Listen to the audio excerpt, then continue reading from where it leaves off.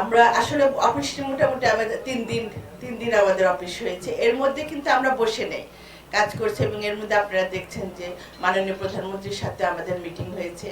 আমরা যে এখন যে প্রায়োরিটি বেসিসে থার্ড টার্মিনালকে নিয়ে কি করা যায়, এটা একটা আমাদের কাজ। তারপর সামনে আমাদের হজ আসছে, হজ যাত্রীদের যাতে কোনো অসুবিধা না হয়, এটা একটা সেকেন্ড কাজ। এটা আরেকটা আমরা চাচ্ছি প্রবাসী যারা আছে তারা যেন কমফোর্ট জোনে থাকে, তারা যেন এয়ারপোর্টে নেমে যেন মনে করে যে না একটা পরিবর্তন এসেছে। এই জিনিসটা আমাদের এই ব্যাপারে অনেক কাজ আছে। কাজ কিন্তু অনেক, আমি ঢোকার পরে আমি দেখছি যে প্রচুর কাজ পড়ে আছে। সেই কাজগুলো আমাকে আস্তে আস্তে বুঝতে হবে, বুঝে তারপর আমরা আস্তে আস্তে করবো। যেটাই আমি করব মাননীয় প্রধানমন্ত্রীর ইনস্ট্রাকশনে আমরা সেই কাজগুলি করব। যে উনি কিন্তু এবার অনেক কঠিন ভাবে নেমেছেন, যে দুর্নীতির বিরুদ্ধে কিন্তু কঠিন ভাবে নেমেছেন, এবং আমাদেরও বারবার ইনস্ট্রাকশন দেওয়া হচ্ছে আমরা যেন সততা নিয়ে কাজ করি।